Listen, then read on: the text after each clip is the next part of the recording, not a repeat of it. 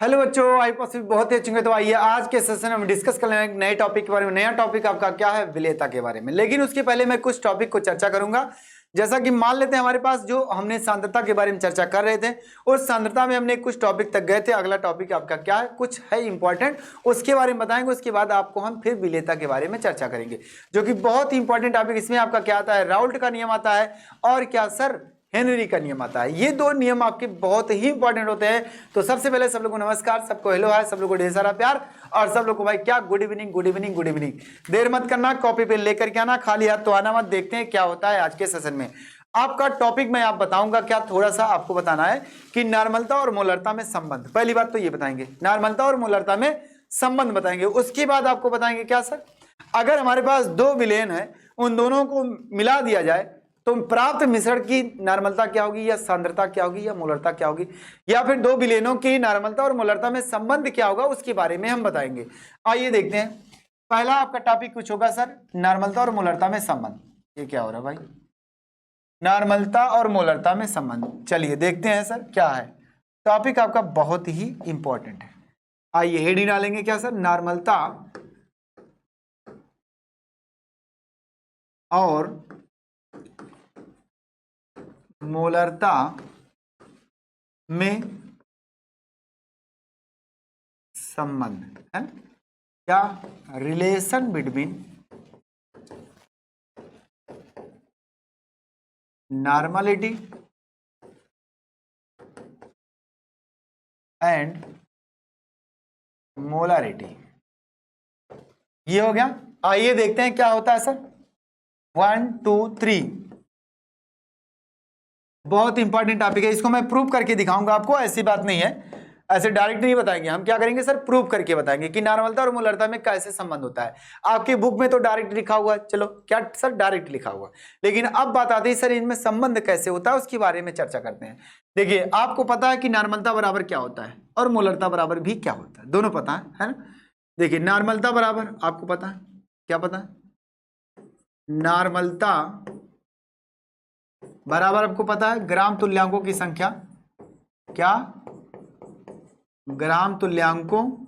वैसे अगर देखा जाए तो विलेय का है ना, विलेय का क्या, विलेय का,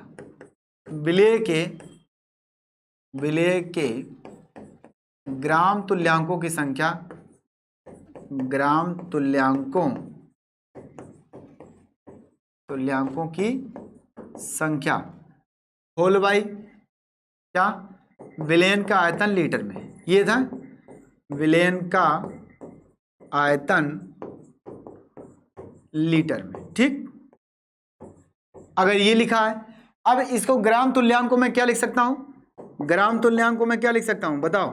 नॉर्मलता बराबर, मुझे पता है कि ग्राम तुल्यांकों की संख्या के बराबर क्या होता है आपका, जैसे मोल होता है, मोल बराबर क्या होता है, भार बटे अणुभार होता है। वैसे यहां भी क्या होता है, ग्राम तुल्यांकों की संख्या क्या होता है, भार बटे तुल्यांक की भार। क्या? भार बटे तुल्यांक की भार। अब बात आती है मैं उसको क्या लिख सकता हूं कि भार बटे तुल्यांक की भार, यानी विलेय का भार, क्या सर, विलेय का भार और बटे विलेय का तुल्यांकी भार लिख सकते हैं।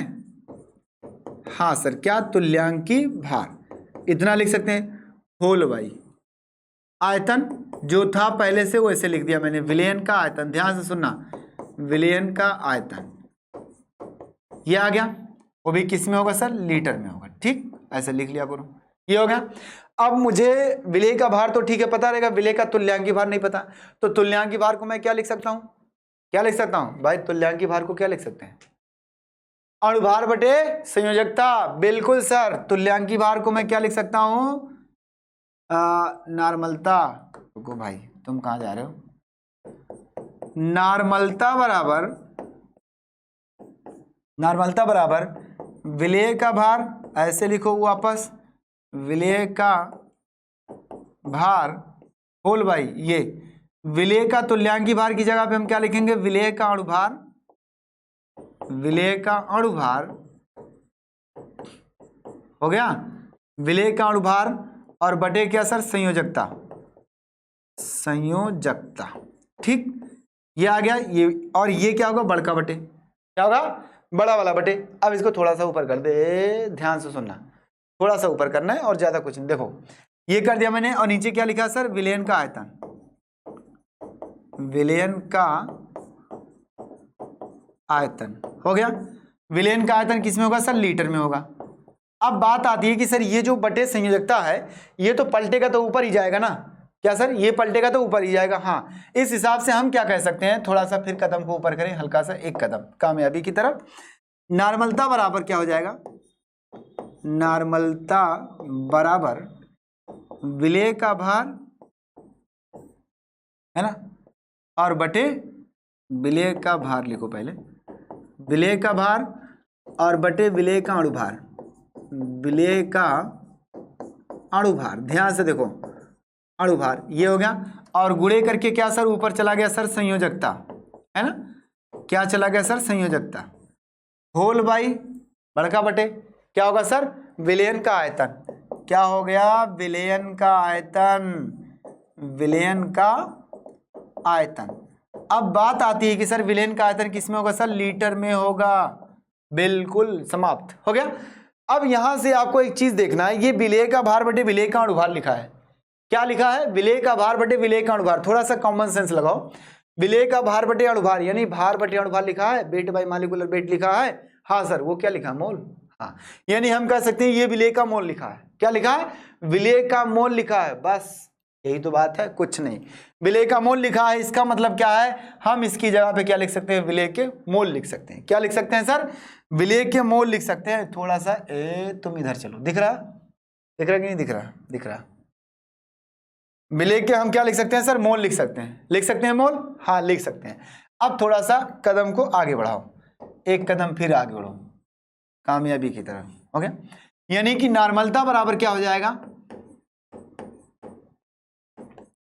यहां हो जाएगा विलेय के मोल, विलेय के मोल, और गुणे बगल में क्या था सर, गुणे बगल में संयोजकता। क्या हो जाएगा सर, संयोजकता, और होल बाई विलयन का आयतन लीटर में। क्या सर, विलयन का आयतन,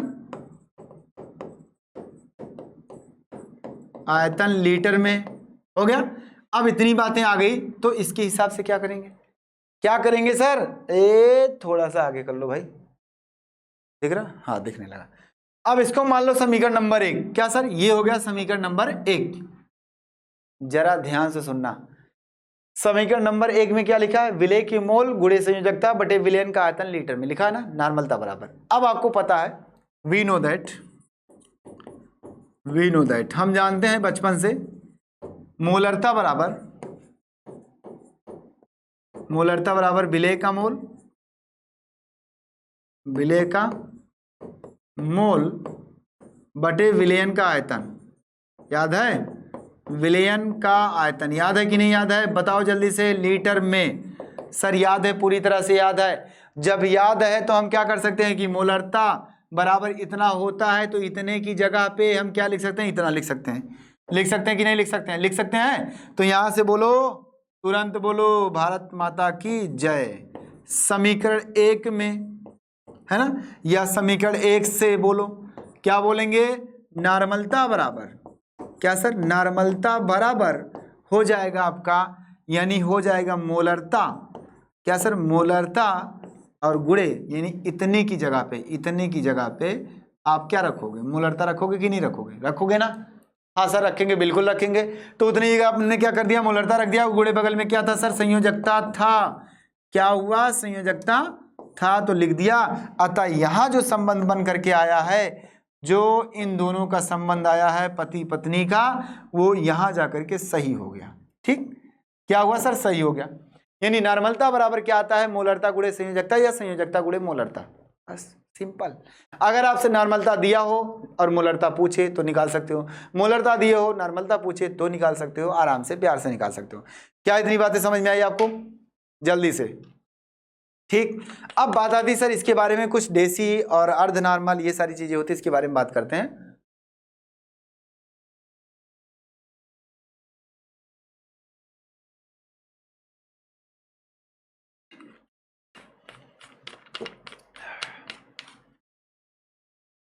आइए देखते हैं, 1 2 3 स्क्रीनशॉट ले लो, उसके बाद हम चलते हैं अगले स्लाइड पर। और अब बात करते हैं इसके बारे में, कुछ मान दिया रहता है जैसे नॉर्मलता का, तो वो क्या क्या होगा। 1 2 3 कुछ सामान्य मान है ना,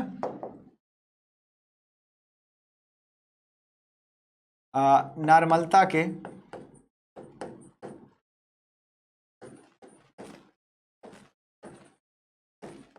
कुछ सामान्य मान। देखो पहला पॉइंट क्या होगा आपका, जैसे मान लो नॉर्मलता लिखा है, पहला पॉइंट नॉर्मलता लिखा है, तो यहाँ केवल संकेत करेंगे एक।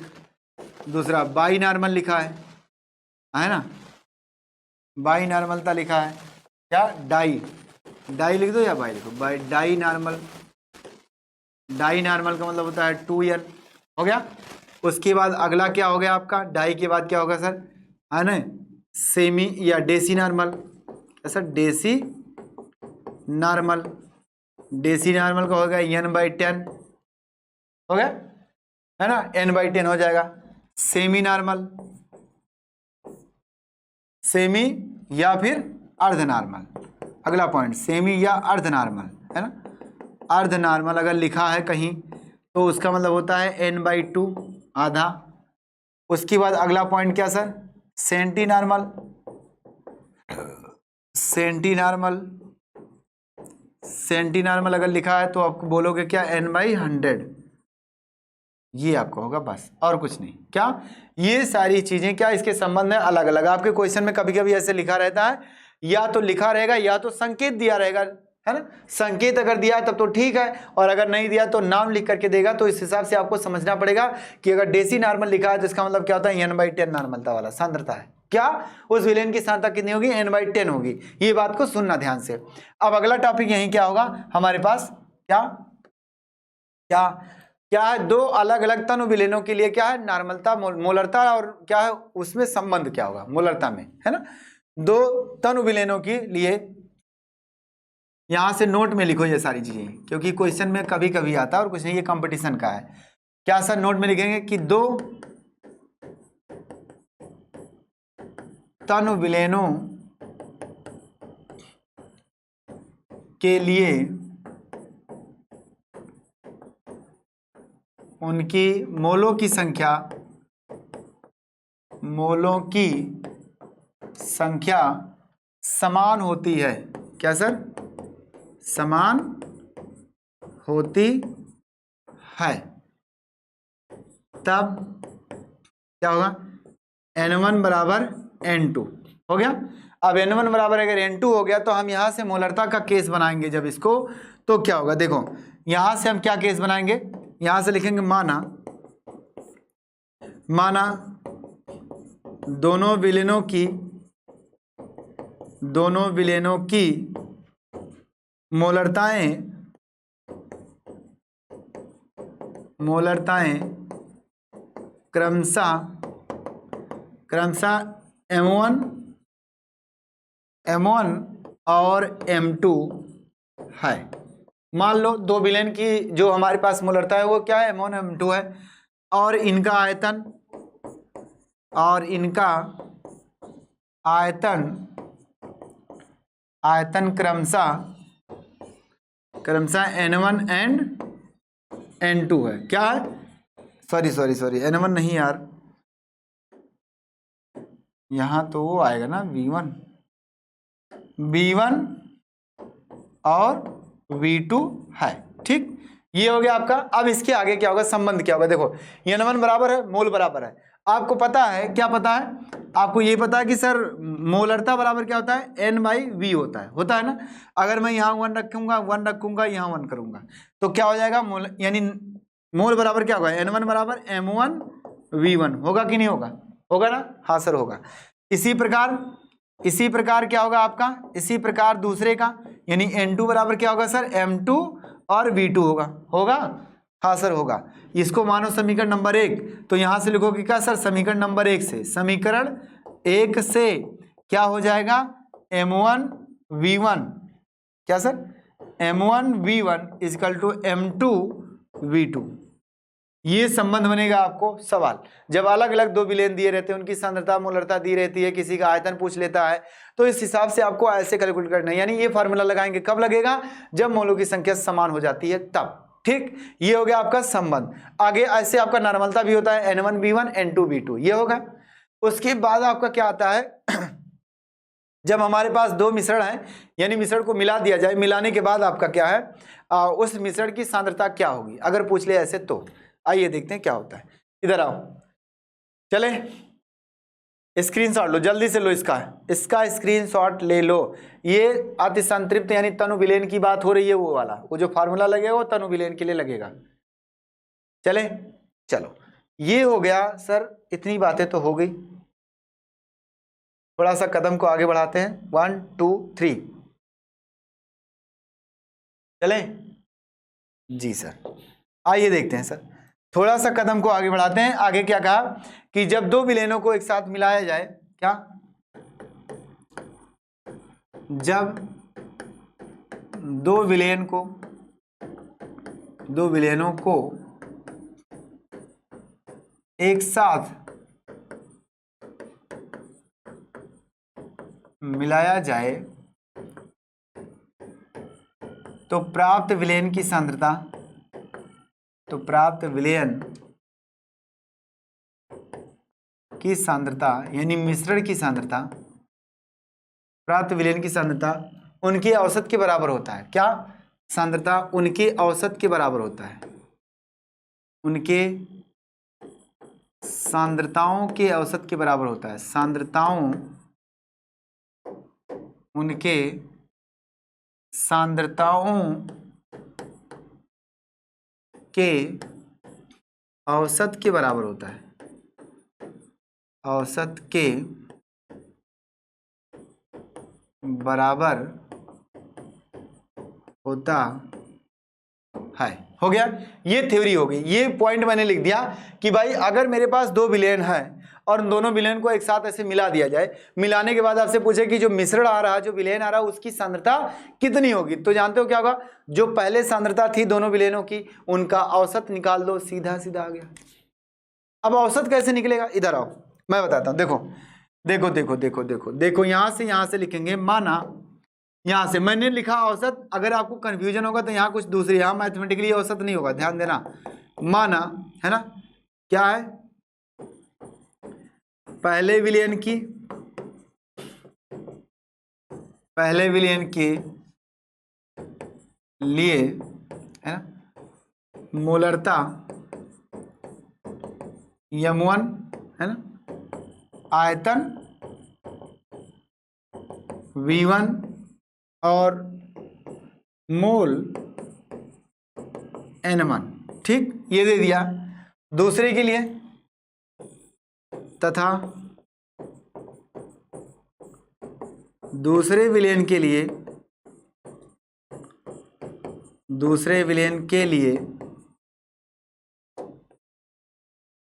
पहला मोलरता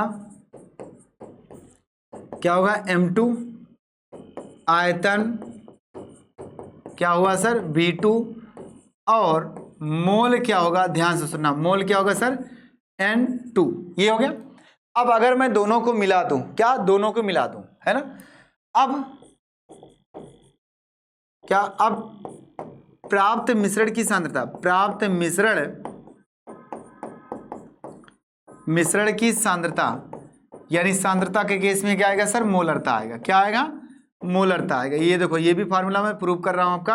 अब ये ध्यान देना कि अगर मोलरता का फार्मूला जो होता है, क्या होता है सर, मोलरता बराबर m बराबर क्या होता है आपका, N/B, यानी जिसकी मोलरता निकालना है उसका आयतन पता होना चाहिए, उसकी मोलों की संख्या पता होनी चाहिए, बस। क्या, उसकी मोलों की संख्या पता होनी चाहिए, उसका आयतन पता होनी चाहिए।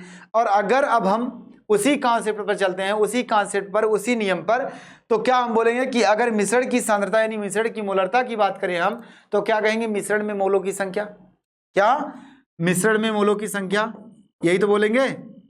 क्या, मिश्रण में मोलों की संख्या, हो गया। और उसके बाद क्या होगा सर, विलयन का आयतन यानी मिश्रण का आयतन, बिल्कुल सर, क्या होगा, मिश्रण का आयतन, मिश्रण का आयतन हो गया, ये आयतन हो गया। आगे बात आती है सर अब मोल क्या होंगे। अगर मैं इन्हीं दोनों को मिलाया हूं तो दोनों का मोल जोड़ेगा कि नहीं जोड़ेंगे, जोड़ेंगे ना, हाँ सर जोड़ेंगे। तो क्या हो जाएगा कि सर एक कैपिटल M बराबर बड़ा वाला N1 और plus N2 whole by B1 और प्लस V2 ये लिखेंगे। एक तो आयतन, ये एक तो मोलरता, ये हो गया। लेकिन अगर मान लो हमें N1 और N2 ना पता हो, हमें मोलरता पता हो और आयतन पता हो, तो मोलरता आयतन से हम पहले N1 का मान निकालेंगे। कैसे पता चलेगा, N1 बराबर क्या होगा आपका M1 और B1, क्यों, क्योंकि M बराबर होता है N बाई B, तो यहां से आएगा N बराबर क्या होगा M1 इंटू V1 होता है। इसी प्रकार से N2 और N2 बराबर क्या होगा M2 और V2 हो जाएगा। तो इस हिसाब से हम कह सकते हैं कि सर जो मेरे पास N1 और V1 लिखा है, N1 और N2, उसकी जगह हम लिखेंगे क्या सर, उसकी जगह पे हम ये लिखेंगे capital M1 V1 plus capital M2 V2 whole by V1 और प्लस B2। ये ओवरऑल आपका क्या होगा, आंसर होगा कैपिटल M का, यानी कि प्राप्त मिश्रण की सांद्रता होगी। क्या होगी सर, प्राप्त मिश्रण की सांद्रता होगी। क्या आपको समझ में आया, जल्दी बताओ, क्या आपको समझ में आया?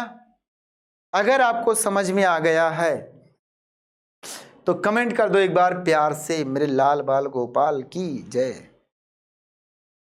चले ध्यान से सुन लेना।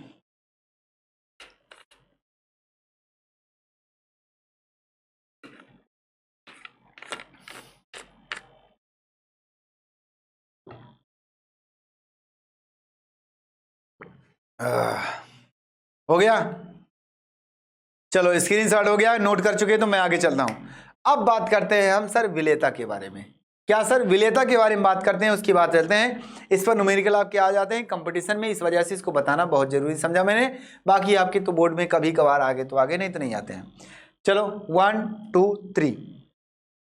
अब बात करते हैं सर अगला क्या होता है, मोलर यानी कि विलेयता यानी कि सॉल्युबिलिटी। विलेयता के बारे में बात करते हैं, किसके बारे में, विलेयता के बारे में। क्या होगा, सॉल्युबिलिटी हो गया। इसके बारे में अगर बात की जाए तो क्या होता है, पहली बात तो विलेयता किसे कहते हैं, इधर आओ, विलेयता किसे कहते हैं। बाकी जो नियम दिया गया हेनरी का, राउल्ट का नियम, इसी में आता है आदर्श गैस समीकरण, आदर्श विलयन आता है, अनादर्श विलयन आता है, सब बताएंगे। लेकिन क्या बात आती है सर, ये जो विलेयता है वो हो क्या है, क्या पहली बात तो है क्या, तो सुनो 100 ग्राम विलयन में क्या, यानी 100 ग्राम विलयन में, या विलयन ने 100 ग्राम विलायक में, 100 ग्राम विलायक में विलेय की वह अधिकतम मात्रा जिसको घोलने पर विलयन संतृप्त हो जाए। क्या, बात को सुनना ध्यान से, 100 ग्राम विलयन में विलेय की वह अधिकतम मात्रा जिसको मिलाने से विलयन क्या संतृप्त हो जाए, या फिर जिसको मिलाने के बाद प्राप्त विलयन संतृप्त विलयन होता है, तो वह जो मात्रा होती है विलेय की, वही मात्रा उसकी विलेयता कहलाती है। क्या सर, आइए देखते हैं क्या हुआ। क्या 100 ग्राम विलयन में, 100 ग्राम विलायक में, क्या सर, विलायक में है ना, विलीन विलेय की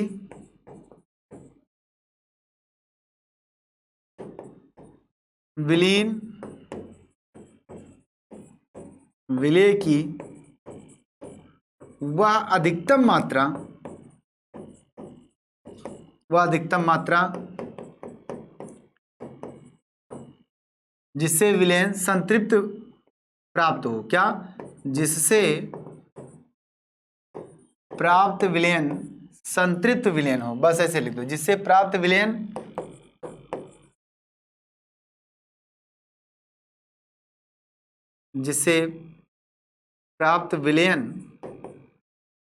संतृप्त विलयन हो। क्या, संतृप्त विलयन हो, अतः विलेय की वह मात्रा उसकी विलेयता कहलाती है। अतः विलेय की वह मात्रा उसकी विलेयता कहलाती है। ये हो गया आपका, उसकी विलेयता कहलाती है। अब बात ये आती है कि सर इसके आगे क्या होगा। आइए देखते हैं, ध्यान से सुनना। विलेयता कहलाती है, ठीक। बात को समझने की कोशिश करना। जैसे मैं एग्जांपल देता हूं एक, मान लो मेरे पास क्या सर एक टब है, उसमें मैंने पानी भर दिया। यहां निश्चित ताप पर होगा क्या, निश्चित ताप और निश्चित ताप और दाब पर, निश्चित ताप और दाब पर। बात को समझना, निश्चित ताप और दाब की बात कर रहा है। इस पर होगा 100 ग्राम विलायक में। तो क्या हुआ कि जैसे मान लो मैंने क्या किया, कंटेनर में क्या 1 लीटर पानी ले लिया क्या सर, या तो मान लो 100 ग्राम ले लिया, 100 ग्राम, 100 ग्राम ले लिया, 100 ग्राम हो गया। अब इसमें क्या कर रहे हैं हम, चीनी को मिला रहे हैं, चीनी को मिला रहे हैं। क्या हुआ, चीनी को मिला रहे हैं। पहले थोड़ा सा चीनी मिलाया, मान लो आपका 5 ग्राम मिलाया, ये पूरी तरह से गल गया। अगले स्टेप पे क्या हुआ, मैंने इसमें 5 के बजाय क्या सर 7 ग्राम मिला दिया चीनी, 7 ग्राम क्या सर चीनी मिला दिया इस पानी में।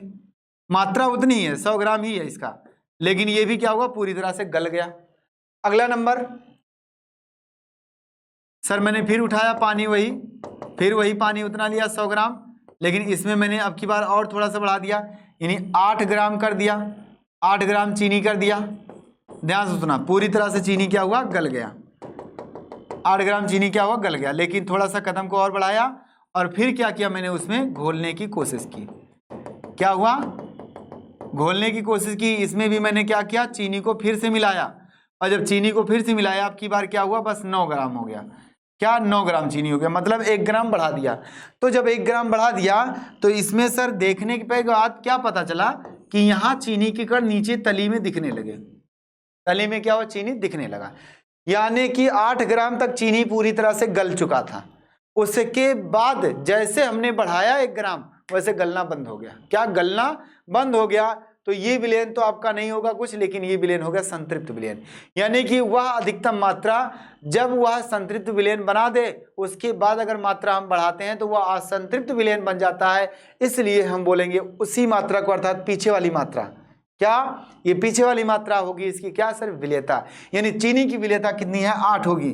क्या होगी सर, चीनी की विलेयता 8 होगी। क्या आपको समझ में आया, जल्दी बताओ। यानी विलेयता हमारी क्या होगी सर, विलेयता आपकी क्या होगी, 8 होगी, 8 विलेयता होगी। बिल्कुल, क्यों, क्योंकि यह अधिकतम मात्रा है 8 ग्राम। उसके बाद जैसे हमने आगे बढ़ा वो गलना बंद हो गया, इस वजह से हम कहेंगे कि उसके पीछे विलय की वह अधिकतम मात्रा जब विलयन पूरी तरह से संतृप्त हो गया था, यानी पूरी तरह से डिसॉल्व हो गया था, कोई भी कण नहीं बचा था, इसलिए उसको बोलेंगे क्या सर, ये जो विलयन है वो संतृप्त विलयन। और इस समय जो मात्रा आपकी विलायक की होगी, सॉरी विलय की जो मात्रा विलय की होगी अधिकतम, वो हमारी क्या होगी, उसी की विलेयता होगी। अर्थात क्या है, 8 ग्राम है तो 8 विलेयता होगी। बस आई बात समझ में, मात्रा 100 ग्राम ही है, सबका 100 ग्राम, इनका भी 100 ग्राम, इनका भी 100 ग्राम और इनका भी 100 ग्राम है। आई बात समझ में। अगर इतनी बातें समझ में आ गई तो मैं आगे चलता हूं। चलिए बहुत अच्छी बात है। अब देखते हैं आगे क्या होगा सर, इसी क्रम में थोड़ा सा आगे बढ़ते हुए। चलो नोट हो गया। अब देखते हैं विलेयता जो हमारी होती है वो अलग अलग अवस्थाओं में अलग अलग जगहों पे विलीन होती है। जैसे क्या है, ठोस का ठोस में विलय, कैसा, ठोस का द्रव में विलय, है ना, गैस का द्रव में विलेयता, ये होती है, बात होती है अलग अलग। तो हम बात करते हैं सर, देखते हैं क्या क्या होता है उसके बारे में बात करते हैं और कैसे करेंगे, कैसे बताएं आगे। 1 2 3 आइए विलेयता की बात करते हैं, विलेयता के प्रकार पर, है ना। विलेयता निम्न, सबसे पहली बात आती है ठोसों में द्रवों की विलेयता, है ना। ठोसों में, सॉरी ठोसों की द्रवों में विलेयता। आपको वैसे 2 ही विलेयता पढ़ना है क्या सर, आपको 2 विलेयता पढ़ना है, केवल कितने विलेयता, 2 विलेयता, है ना। यहां से विलेयता कितने पढ़ना है भाई, 2 ही पढ़ना है ना। पहला आपका जो होगा, पहला जो आपका होगा ठोसों की द्रवों में विलेयता, ठीक। और दूसरा आपका क्या होता है सर, दूसरा आपका होता है गैसों की द्रवों में विलेयता। अब बात ये आती है कि सर ये क्या क्या है, कौन सा हमें पढ़ना है, कौन सा हमारे सिलेबस में, कौन से वैज्ञानिक कहाँ आते हैं। तो ठोसों की द्रव में विलेयता जो आपकी होती है, कुछ नहीं करना है, ये तो कॉमन चीज, ये आपको पढ़ना ही नहीं एक प्रकार से, लेकिन मैं बताऊंगा आपको क्या होता है। सर देखो ध्यान से सुनना, ये ठोसों की द्रव में विलेयता जो आपकी होती है, वो ठोस जो हमारा वो विलेय कण है, और द्रव जो हमारा होता है वो विलायक होता है। अब द्रव जो हमारा है वो विलायक है, और ठोस जो हमारा है वो क्या सर, विलेय है। तो ठोस विलेय जब है तो उसकी मात्रा कैलकुलेट करने के लिए हम क्या सर, उसको वजन कर सकते हैं, क्या उसको वजन कर सकते हैं। और उसकी विलेयता जो है उसकी प्रकृति पर डिपेंड करती है, अर्थात उसके आकार पर निर्भर करती है ना, तापमान पर निर्भर करती है, दाब पर निर्भर करती है, सारी चीज़ों पर निर्भर करती है, यानी उनकी संख्या पर निर्भर करती है। तो ये जो ठोसों की विलेयता होती है द्रव में, वो निम्न कारकों पर निर्भर करती है। क्या, ठोसों की द्रवों में विलेयता क्या सर, निम्न कारकों पर निर्भर करती है, निम्न कारकों पर निर्भर करती है। ठीक, ये हो गया। अब बात आती है सर कौन कौन से कारक पर निर्भर करती है। सबसे पहला पॉइंट ये होता है इसका कि भैया आपका क्या है, प्रकृति पर, क्या, प्रकृति यानी विलेय की प्रकृति, अर्थात ठोस की प्रकृति पर। दूसरा ताप पर, तीसरा दाब पर, है ना। उसके बाद विलायक की प्रकृति पर, इस पर भी डिपेंड करता है, ये विलेय की प्रकृति, ये विलायक की प्रकृति, ये आपका क्या होता है, इस तरह से क्या होता है, ये निर्भर होता है। लेकिन इसमें कोई वैज्ञानिक नहीं निकल करके आए, क्या सीधे सीधे बोल दे भैया कि अगर हमारे पास जो ठोस कण होगा वो अगर बड़ा है तो वो जल्दी विलीन नहीं होगा, वो कम विलीन होगा, मात्रा कम होगी। छोटा है तो जल्दी विलीन हो जाएगा, है ना। आगे बात ताप, क्या ताप अगर हम बढ़ाएंगे तो विलेयता बढ़ जाएगी, दाब अगर हम बढ़ाएंगे तो विलेयता क्या होगी, बढ़ जाएगी, मतलब इसको खूनेंगे तब। विलायक की प्रकृति, हमारे पास अगर विलायक अच्छा सा विलायक है जैसे जल है तो वो जल्दी विलीन कराएगा, और अगर अल्कोहल है तो वो जल्दी विलीन नहीं कराएगा, मतलब कम कराएगा। इस प्रकार से हम कह सकते हैं। आगे देखते हैं सर। अब बात ये आती है कि सर ये तो हो गया सर सामान्य तौर पर, बात ये आती है इसको पढ़ना है हमें, है ना, यानी गैसों की द्रव में विलेयता। ठोस तो द्रव में विलीन हो ही जाएगा, क्या, ठोस तो द्रव में विलीन हो ही जाएगा, ये भी आप जानते हैं, मैं भी जानता हूं, लेकिन गैस को हमें विलीन करना द्रव में। अब गैस को विलीन करने के लिए आपको भी कहोगे कि सर गैस भी तो विलीन हो जाएगा, क्योंकि ये जो मेरे पास बाटल है इसमें अगर पानी है तो कहोगे सर इसमें गैस के कण भी हैं, है ना, हाँ है, लेकिन इसमें विलीन कितना है ये नहीं पता। तो उसको निकालने के लिए, उसको पता करने के लिए कैसे कैलकुलेट किया जाएगा, इसमें हेनरी और राउल्ट जी आते हैं, दो वैज्ञानिक मिलकर के करते हैं, उनके बारे में हम चर्चा करेंगे। आइए देखते हैं क्या होता है। सर इसके बारे में चर्चा करना है। यहाँ भी जो हमारे पास होता है, ये भी जो गैसों की द्रव में विलेयता होती है वो निम्न कारकों पर निर्भर करती है। क्या, गैसों की द्रव में विलेयता निम्न कारकों पर निर्भर करती है।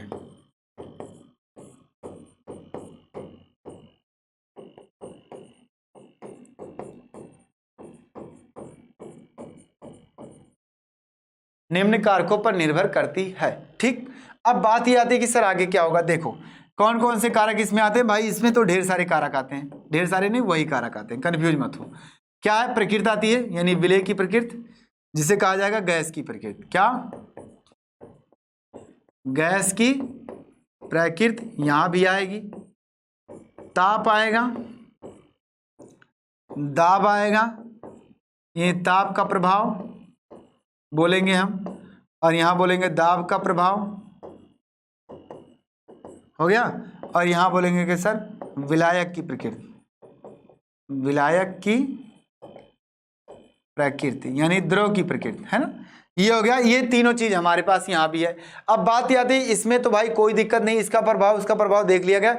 यहाँ गैस पर कैसे कैसे निर्भर होगा, तो थ्योरी जो यहाँ बोले हो ना वही थ्योरी यहाँ भी बोल सकते हो, लेकिन सर उसको देखना पड़ेगा, समझना पड़ेगा कैसे होता है। सर ये तो दिख जा रहा है कि भाई ठोस है, पानी में गला रहे हैं तो ये गल रहा है, ठीक है, गल रहा है। उसको तोड़ देंगे, बड़ा कण है, छोटा हो जाएगा तो जल्दी गल जाएगा। हम इसको गर्म करना शुरू कर देंगे तो और जल्दी गल जाएगा। हम इस पर दाब देंगे, इस मतलब इसमें पिस्टन दबा के दबाएंगे तो हो सकता है और गल जाए। ये सारी चीज़ें होती हैं। हाँ सर ठीक। अब बात यह थी सर इसमें कैसे कैसे क्या होगा। तो यहाँ गैस की प्रकृति वही है, गैस का कण छोटा बड़ा होता है, गैस के कण भी होते हैं। बड़ा गैस का कण है तो जल्दी विलीन नहीं होगा, हो सकता है, क्या पता हो जाए, हो जाएगा, क्या हो जाएगा, क्या यहाँ गैस के कण अगर बड़े हैं तो जल्दी विलीन होगा और छोटा है तो जल्दी विलीन नहीं होगा। अब बात यह आती सर ऐसे कैसे हो सकता है यहाँ। तो ये होता है कि अगर गैस का कण बड़ा है तो उसका क्या है सर, ऊर्जा क्या होगी, कम होगी, अर्थात गतिज ऊर्जा उसकी क्या होगी, कम होगी।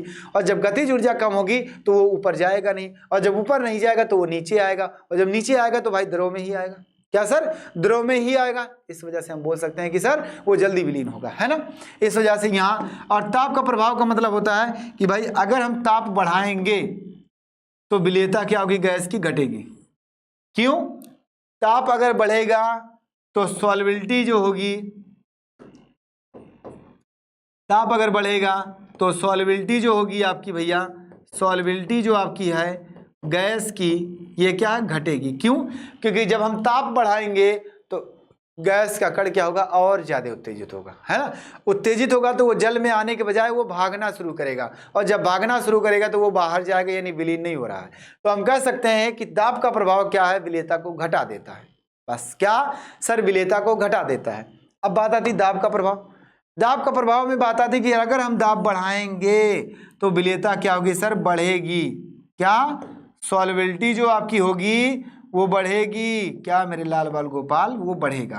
क्यों बढ़ेगा, दाब, ढक्कन अगर मैंने खोल दिया, ढक्कन मैंने अगर खोल दिया, गैस के कण निकल रहे हैं, ढक्कन मैंने बंद कर दिया तो गैस के कण निकलना बंद हो गए। दाब लग गया, थोड़ा सा लग गया तो क्या हुआ सर, ये इसी में घूम रहा है। इसका मतलब अगर 2-3 बार हिलाएंगे तो हो सकता है इसमें विलीन हो जाए, है ना। लेकिन दूसरा कॉन्सेप्ट क्या है, दूसरा कॉन्सेप्ट ये है कि अगर मान लो मेरे पास एक डब्बा है, ये कंटेनर है, इसमें मैंने पानी भरा, और पानी भरने के बाद ऊपर मैंने क्या किया, गैस के कणों को छोड़ दिया। ऐसे गैस के कण क्या है, ऊपर उड़ रहे हैं। हो सकता है 2-4 कण क्या इसमें विलीन हुए थे, 2-4 कण इसमें क्या है, पानी के अंदर आ गए थे।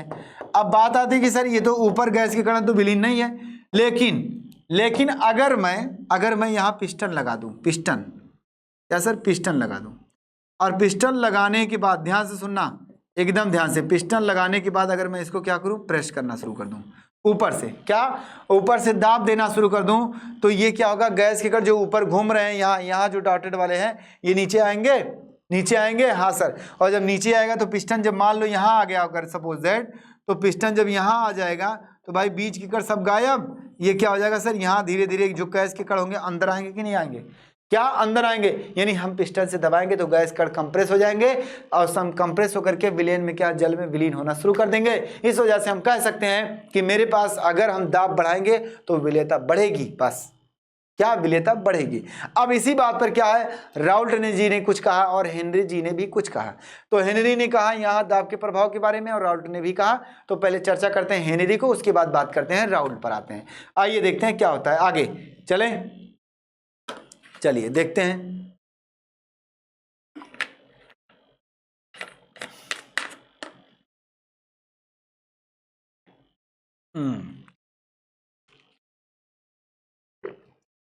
चलो 1 2 3, आइए देखते हैं सर।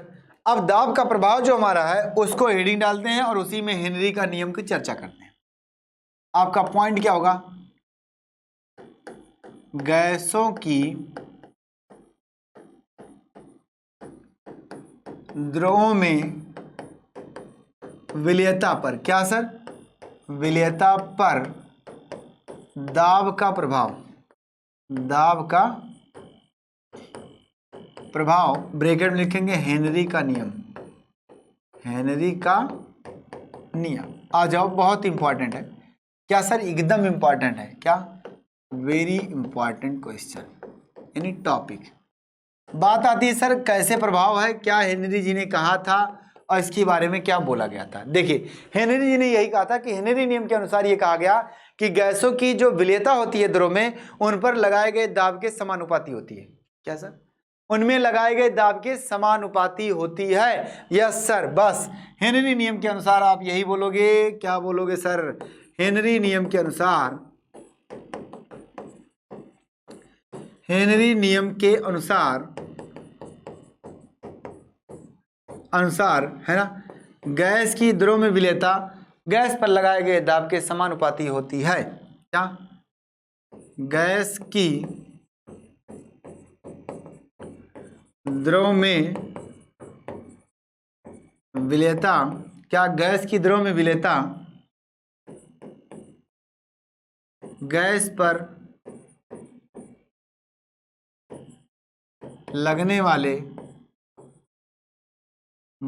लगने वाले दाब के, क्या सर? दाब के समानुपाती होती है। दाब के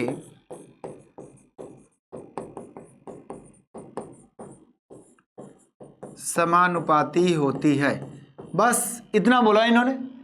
अब संबंध क्या क्या बनेगा, फार्मूला क्या क्या बनेगा, उसके बारे में अभी चर्चा करते हैं। धीरे धीरे देखना, आगे बढ़ाएंगे कदमों को एक दूसरे से जोड़ते हुए। तो क्या हुआ कि हेनरी जी ने कहा कि गैसों की जो द्रव में विलेयता होती है उन पर लगने वाले दाब के समानुपाती होती है। यानी दाब ज्यादा होगा तो विलेयता ज्यादा होगी, बस और कुछ नहीं। तो यहां से हम क्या बोलेंगे? क्या है जो हम बोलेंगे विलेयता, वो क्या बोलेंगे भैया? विलेयता। क्या सर? गैस की द्रव में विलेयता, गैस की द्रव में विलेयता जो आपका होगा समानुपाती। क्या है? गैस पर लगने वाले दाब,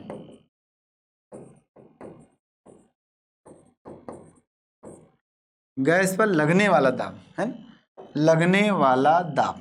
ठीक, बस इतना बोलेंगे और कुछ नहीं बोलेंगे। यानी कि एक छोटा सा संबंध किसने दिया? किसने दिया भैया? हेनरी जी ने कहा। अभी छोटा सा एक थ्योरी का। अब इनका फार्मूला क्या बनता है उसके बारे में अभी मैं चर्चा करूंगा, है ना। आइए देखते हैं क्या है सर। अब थोड़ा सा समझने की कोशिश करना।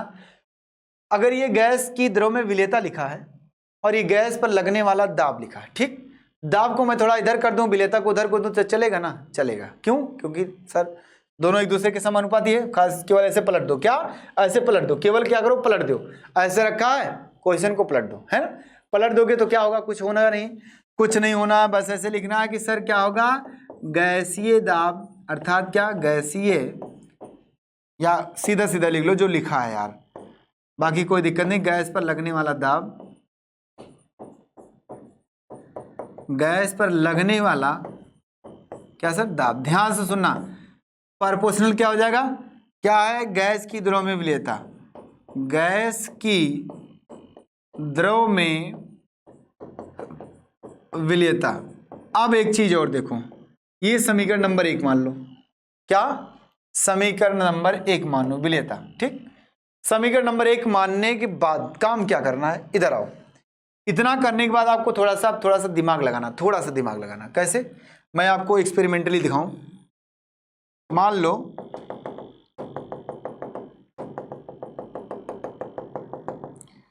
मेरे पास यहां पिस्टन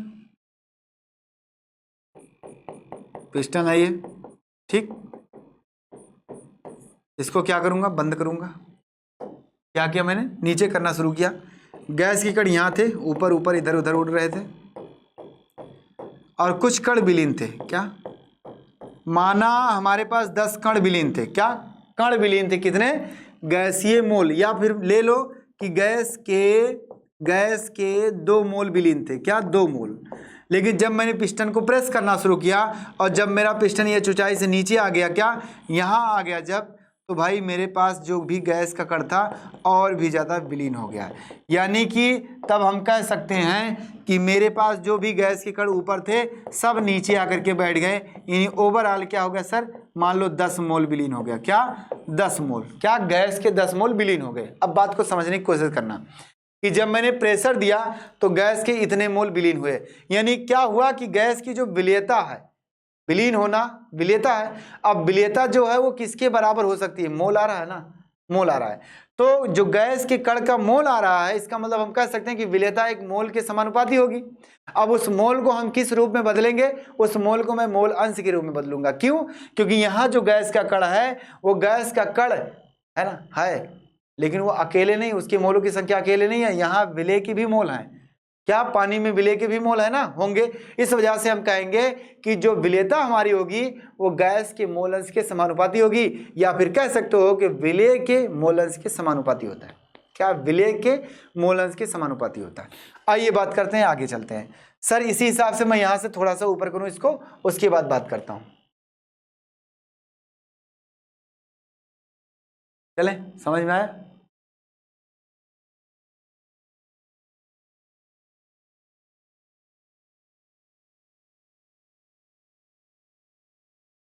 थोड़ा सा बस दिखा। आइए देखते हैं क्या होता है सर। अब यहां से हम क्या कह सकते हैं, हम यहां से थोड़ा सा लिख सकते हैं नोट में। नोट में क्या लिखेंगे? गैस की द्रव में विलेयता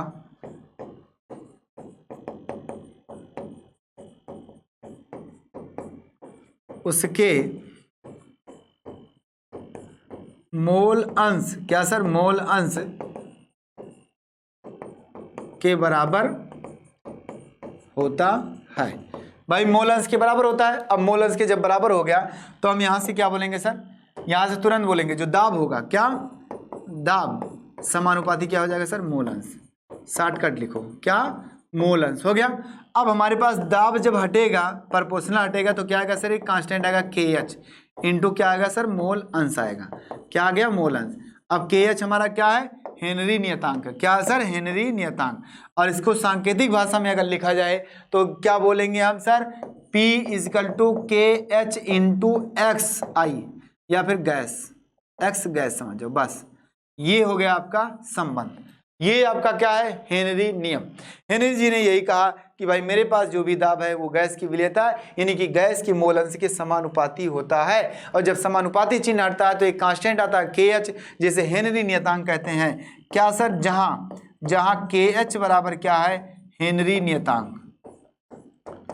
क्या सर? हेनरी नियतांक। अब बात आती है सर आगे क्या होगा? हेनरी नियतांक के बाद आपको पढ़ना है क्या सर? राउल्ट का नियम।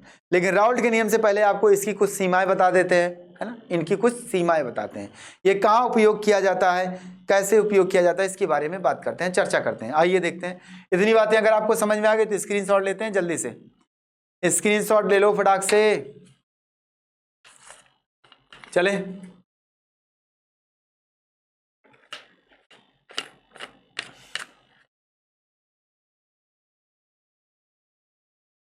इनकी सीमाओं की बात करते हैं। हो गया? क्या? हेनरी नियम की सीमाएं।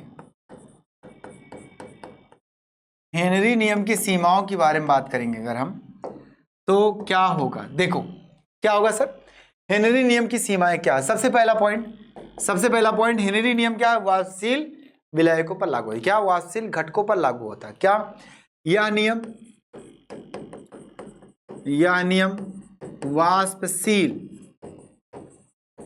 वाष्पशील घटकों पर लागू होता है, बस लागू होता है, ये बोलो। और क्या? और दूसरा पॉइंट क्या होता है? क्या है दूसरा पॉइंट? आपके पास विलेय और विलायक क्या? संगुणित नहीं होना चाहिए। मतलब जो विलेय हमारा पदार्थ होगा वो एक दूसरे में क्या है? क्रिया नहीं करना चाहिए। क्या?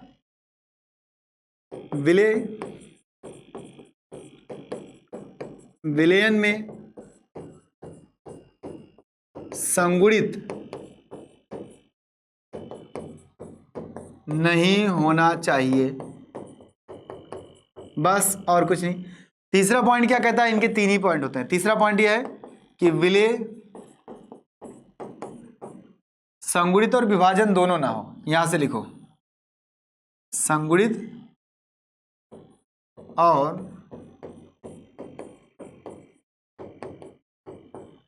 विभाजित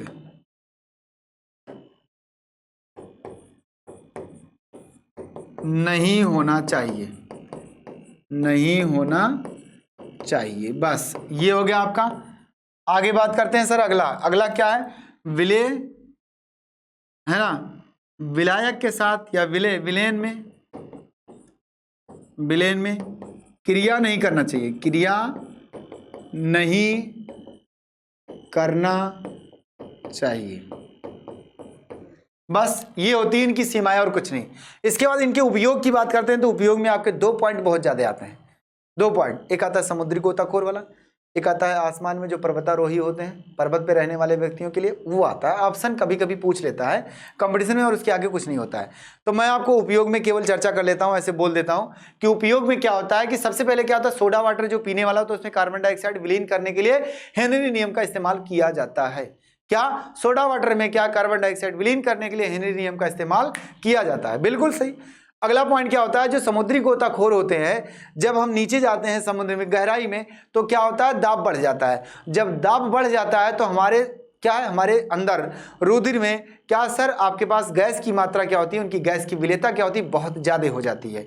अब क्या होता है, जब धीरे धीरे ऊपर आते हैं, क्या जब धीरे धीरे ऊपर आते हैं तो दाब घटने लगता है, और जब दाब घटने लगता है तो गैस की जो विलेयता होती है हमारे अंदर शरीर में वो बाहर निकलने की कोशिश करे, मतलब कम होने लगता है। और कम होने लगता है तो नसों से जब गैस बाहर निकलता है ना, तो वो क्या है, गैस ऐसे सर्कल टाइप में इकट्ठा हो जाता है, सर्कल टाइप में बीच बीच में रुक जाता है। जब दाब कम होगा तो गैस उतना जल्दी नहीं निकलेगा। क्या सर, विलेयता क्या होगी, कम होगी तो गैस गैसीय कण में परिवर्तित हो जाएगा। मतलब कहने का ये है कि जब मैंने दाब दिया था पूरी तरह से, इसको पिस्टन दबा दिया तो सारे गैस पानी में मिल गए। तो ऐसे समझो कि ये मेरे शरीर में खून है, ऑक्सीजन गैस आया था, पिस्टन दबा था मतलब दाब दिया था तो पूरा मिल गया था।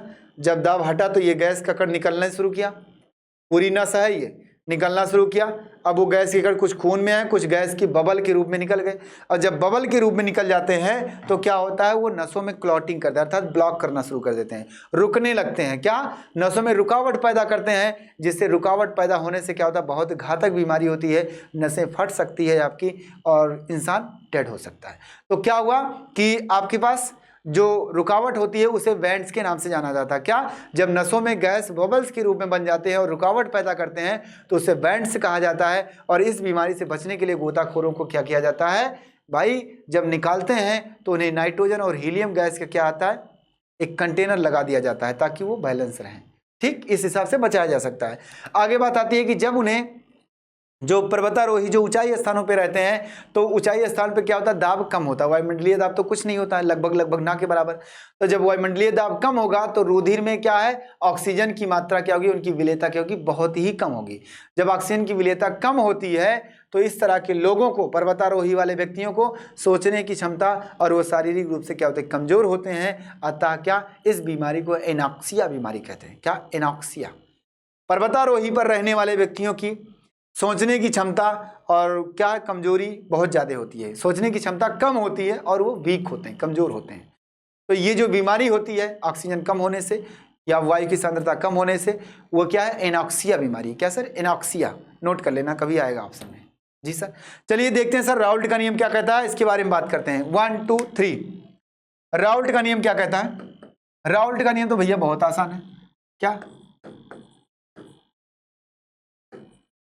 राउल्ट का नियम, राउल्ट का नियम जो है हमारा वो क्या है, राउल्ट का नियम भी यही है। राउल्ट ने भी कहा कि जब हमारे पास आवासशील कोई घटक, वाष्पशील घटक जो होगा, वाष्पशील, उसे अगर हम मिलाते हैं, गैस जो है उसे विलेन में विलीन करते हैं, तो वहां भी उन्होंने कहा कि उनकी मोल अंश के क्या होता है, समानुपाती होता है। क्या, राउल्ट ने भी हेनरी नियम के अनुसार, है ना,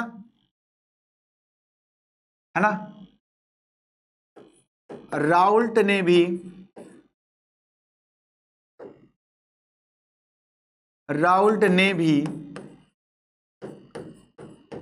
हेनरी नियम के समान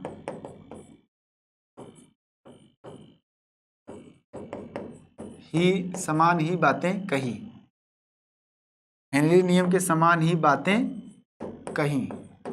ठीक, अब इन्होंने क्या कहा, इन्होंने ये कहा कि भाई मेरे पास इन्होंने यही कहा कि भाई आपके पास जो दाब होता है वो दाब क्या है, समानुपाती मोल अंश के। सीधा सीधा इन्होंने भी वही कहा, क्या, मोल अंश के समानुपाती।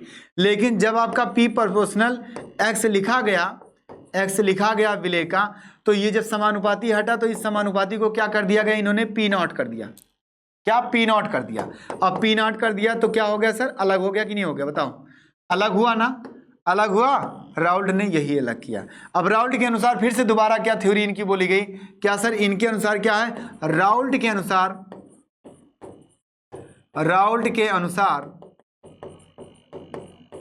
क्या है, अनुसार किसी गैस की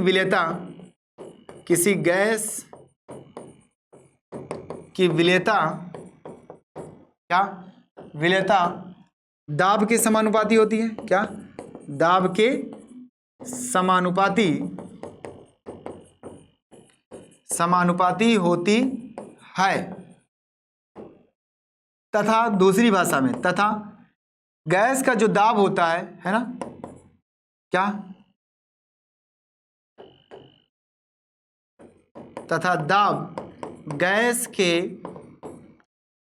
के आंशिक दाब है ना, आंशिक दाब होगा, हाँ, आंशिक दाब और मोल अंश के गुणनफल के बराबर होता है। मोल अंश के गुणनफल के बराबर होता है,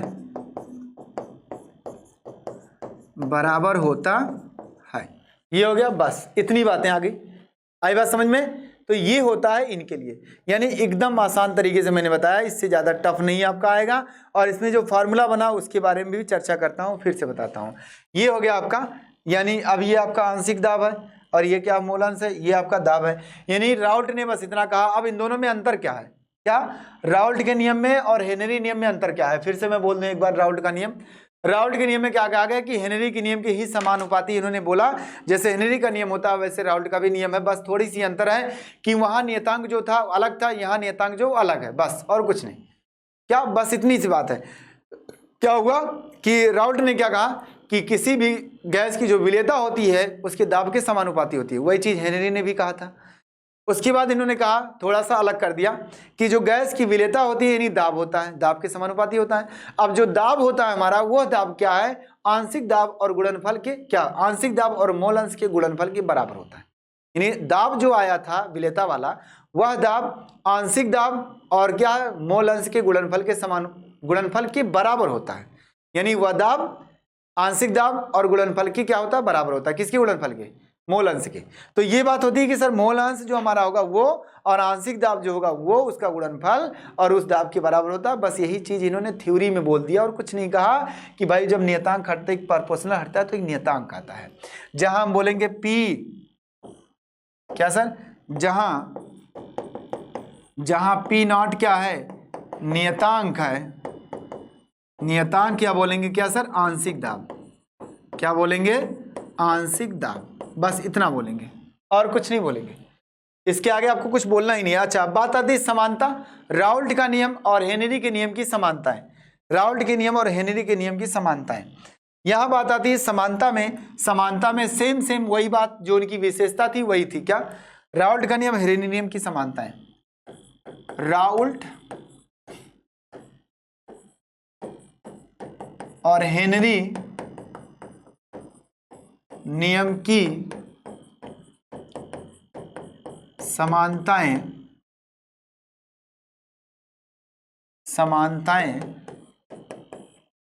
इसमें वही तीनों पॉइंट, दोनों नियम वाष्पशील घटकों के लागू होता है। पहला पॉइंट, दोनों नियम वाष्पशील क्या,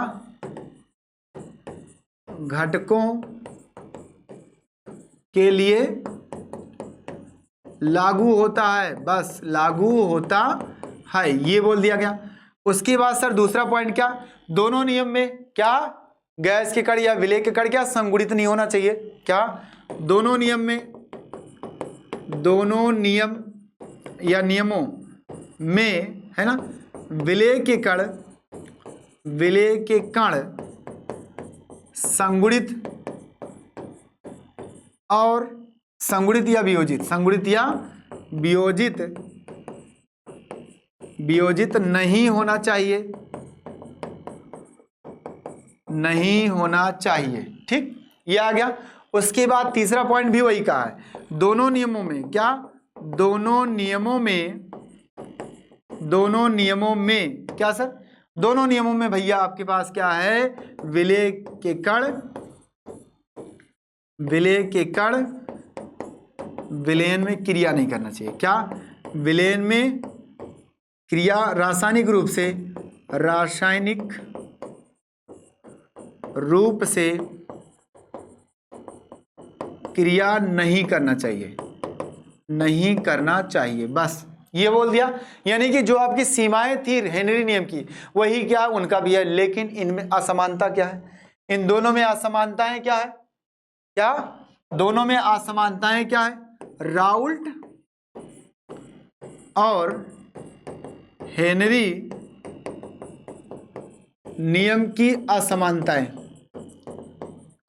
असमानताएं, असमानताएं कुछ नहीं है, देखो कुछ नहीं भाई, क्या है, क्या है, क्या है, बस नियतांक का फर्क है। क्या है, दोनों में, क्या, दोनों में केवल और केवल, क्या सर, केवल और केवल, क्या, केवल और केवल, केवल और केवल, क्या, बस इतनी सी बात है। केवल और केवल क्या होता भाई, फिर से लिख दो, केवल और केवल है ना, नियतांक, नियतांक ही अलग होते हैं, अलग होते हैं। हो गया। क्या होता है सर, राउल्ट हेनरी के लिए, राउल्ट के लिए, राउल्ट के लिए क्या होता है, P equal to P naught into X. ये हो गया। यहां जो नियतांक आया आपका, यहां जो नियतांक आया वो क्या आया भैया, पी नॉट आया, आया ना। हाँ सर, हेनरी के लिए क्या होता है, हेनरी के लिए, हेनरी के लिए आपका P इजकल टू के एच इंटू एक्स आया है ना। तो यहां से जो आया क्या सर, नियतांक इसका क्या आया, नियतांक, नियतांक इसका क्या आया सर, के एच आया, जिसे हेनरी नियतांक कहते हैं, और यहां सर राउल्ट नियतांक बोल दो, बस यही दोनों का अंतर हो गया। तो ये आपका टॉपिक था लास्ट आज का। उसके बाद देखते हैं अगले सेशन में हम क्या चर्चा करेंगे सर। अब थोड़ा सा क्या उसमें बारे में, अरे अणुसंख्यक गुणधर्म के बारे में, बहुत ही इंपॉर्टेंट टॉपिक आपका है। तो आज की क्लास कैसे लगी बार कमेंट कर देना, मैं देख लूंगा। आई होप आप सबको अच्छे समझ में आया। मैं उम्मीद करता हूँ, आशा करता हूँ आने वाला सेशन जो आपका और भी अच्छा होगा। बस हिम्मत मत हारना, वादा किए तो पूरा करेंगे, हम है तो गम क्या है, चिंता नहीं करना। Okay, bye bye, take care, goodbye, और सभी बच्चों को गुड नाइट।